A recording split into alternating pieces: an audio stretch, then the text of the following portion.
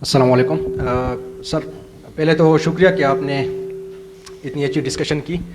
تو جی sorry sir, میں ایک چیز پوائنٹ آؤٹ کرنا چاہتا ہوں. آپ نے جتنے بھی فگرز وغیرہ یہاں پر بتائیں کہ مطلب اتنے بچے اسکول نہیں جا رہے، یونیورسٹی سسٹمز میں نہیں ہیں انکلوڈ، تو میں تھوڑا سا اس کوشچن کو ریفریم کرنا چاہتا ہوں اور میں یہ کوشچن رائز کرنا چاہتا ہوں کہ جو جا رہے ہیں ان کا آؤٹ پٹ کیا ہے اور وہ سوسائٹی کو پازیٹیولی کنٹریبیوٹ کیوں نہیں کر پا رہے.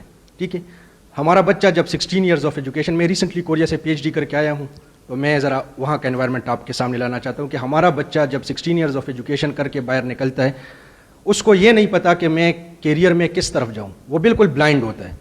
بڑے بڑے اچھی یونیورسٹیوں کی مثال، مطلب ایکسیپشنز ڈو ایگزسٹ لیکن بات عموم کی جاتی ہے، تو عمومی طور پہ ہمارا یہ معاملہ ہے. دوسری بات یہ کہ فیلئر کا ان کو اندازہ ہی نہیں ہے. فیلئر جب وہ سامنا کرتے تو آج کل ہم نیوز میں مسلسل دیکھ رہے، چاہے اسکولز ہے، یونیورسٹیز ہے، خودکشی، ان کے پاس ایک ہی سلوشن ہوتا ہے، سوسائڈ کر کے آرام سے چیپٹر کلوز کر دو. تو یہ اس کا مطلب ہے کہ ہمیں اپنے ایجوکیشن سسٹم پہ تھوڑا غور کرنا ہے، اس کو ریسٹرکچر کرنا ہے. ہم کیوں out of the box thinking نہیں کر رہے؟ جیسے آپ نے خود بات کی کہ جن کا حوالہ آپ نے دیا کہ 95% لٹریسی ریٹ تھا اس ٹائم. ٹھیک ہے، تو کیا ہم بچوں کو کسی غلط طریقے سے گائیڈ کر رہے ہیں، کسی غلط طرز پر ان کو ٹرین کر رہے ہیں کہ وہ جب 16 کیونکہ 16 ایئر بہت بڑا عرصہ ہے ایک بچہ آپ کو دے رہا ہے. تو اس لیے میں یہ چاہوں گا سیاسی پارٹیوں کو چینج کرنا وہ میرے بس میں، عام بندے کی بس کی بات نہیں. ہم چونکہ یہاں پر اکیڈمیا ہے تو میں آپ سے یہ ایکسپیکٹ کر رہا ہوں کہ اگر تو اس پہ آپ تھوڑا گائیڈ کر لیں کہ اس حوالے سے آپ کیا ویژن رکھتے ہیں امیجن پاکستان 2030 میں. اور دوسرا یہ کہ اس ویژن کو انشور کرنے کے لیے out of the box thinking کے لیے کیا آپ فورن ٹیلنٹ کو جو باہر ممالک کو دیکھ کے آ رہے ہیں، کیا آپ ان کو انکلوڈ کرنا پسند کریں گے کہ وہ آپ کو آؤٹ آف دی باکس کچھ مشورے دیں؟ کیونکہ یہاں پر ایک چیز میں نے محسوس کی ہے پاکستان میں کہ جب آؤٹ آف دی باکس آپ کوئی بات کرتے ہیں تو آپ کو تھوڑا سا فورس کر دیا جاتا ہے کہ بھئی ایک معاملہ چل رہا ہے، بس اس کو چلنے دو، ٹھیک ہے، اس کو نہ چھیڑو. تو یہ چیزیں میں چاہوں گا آپ اس پہ تھوڑی روشنی ڈالیں. بڑا ویلڈ آپ کا کوشچن ہے.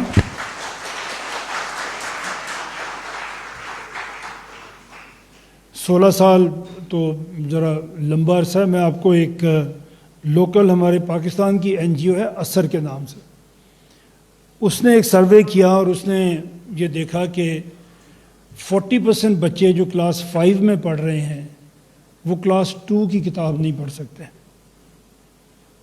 ہم نے تو ابھی بات کی جو آؤٹ آف سکول ہیں، ہم نے ابھی بات کی جن کی سٹنٹنگ گروتھ ہے، یہ وہ ہیں جو سکول میں پہنچ گئے ہیں اور 5ویں جماعت تک بھی پہنچ گئے ہیں. آدھے سے زیادہ بچے 5ویں جماعت تک جاتے جاتے سکول چھوڑ دیتے ہیں.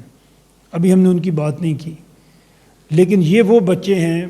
حالت ہمارے ایجوکیشن سسٹم کی یہ ہے کہ وہ کلاس 5 میں پہنچ گئے اور کلاس 2 کی کتاب نہیں پڑھ سکتے. And they are 40%. آدھے ایسے بچے ہیں تقریباً کہ جو 5ویں کلاس میں آ کے دوسری کی کتاب نہیں پڑھ سکتے. یہی ڈیفیشنسی جو جہاں سے شروع ہوتی ہے یہ 16 سال تک بھی چلتی ہے. ضرورت اسی چیز کی ہے. ایک مضبوط بنیاد آپ کی اسکول نے رکھنی ہے. آپ یونیورسٹی کے ٹیچرز بیٹھے ہوئے ہیں، they will second me and they can rectify me if they want. سب سے بڑا پرابلم جو یونیورسٹیز میں آ رہا ہے وہ یہی آ رہا ہے کہ بچے جو یونیورسٹی میں آ رہے ہیں ان کی بیس ہے ہی نہیں. جہاں سے آپ شروع کرنا چاہ رہے ہیں یونیورسٹی والے، وہ وہاں سے شروع ہی نہیں کر پاتے کیونکہ بچے اس لیول تک پہنچے ہی نہیں ہوئے. تو یہ کون کرے گا؟ یہ کوئی NGO نہیں کر سکتی. گورنمنٹ کا بوجھ صرف گورنمنٹ اٹھا سکتی ہے. یہ نہیں ہو سکتا کہ 2-4 لوگ ملیں اور وہ انقلاب لے کے آ جائیں. انقلاب لے آئیں گے بٹ وہ انقلاب گورنمنٹ کے سسٹم کے اندر لانا پڑے گا. ہمیں سرکار کے اسکولوں کو دیکھنا پڑے گا، ان میں کیسے آپ کام کریں گے. اور وہ ابھی میں نے آپ سے بات کی، KP کے اندر 32,000 سکولز ہیں اور آپ پشاور میں بیٹھ کے ایک سیکرٹری صاحب اس کو چلانے کی کوشش کر رہے ہیں جو نہیں چل پا رہے. پنجاب کے اندر 60,000 سکولز ہیں، نہیں چل پاتے. ابھی ایک اچھا کام وہاں پہ گورنمنٹ نے کیا. اس وقت کوئی 15,000 کے قریب سکولز ہیں جو پنجاب گورنمنٹ نے NGOز کو دیے ہیں، بڑے کم پیسوں پہ دیے ہیں. اس وقت پنجاب کا فگر میرے پاس ہے، وہاں پہ Punjab government 4400 rupees per month per child خرچ کرتی ہے جی اسکول کے اسٹوڈنٹ کے اوپر. تھوڑے پیسے تو نہیں ہیں نا. اچھے اچھے پرائیویٹ اسکولوں کی فیس اس سے کم ہے اور گورنمنٹ اسکولز کی بلڈنگز پرائیویٹ اسکول سے بہت بہتر ہیں. एकड़्स में हैं, प्ले ग्राउंड भी हैं, सब कुछ है। प्राइवेट स्कूल तो किराए के घरों में बने हुए हैं। टीचर्स भी पंजाब में कम से कम 2001 से आज तक टीचर्स की भर्ती 100% मेरिट पे है,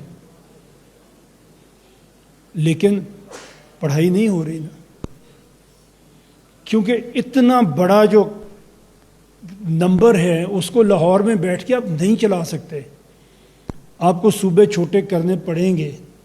अगर हॉस्पिटल्स की मैं बात आपको बताऊं, वो भी अभी मेरे पास केपी का नंबर नहीं है, हम बना रहे हैं, आ जाएगा आजकल में।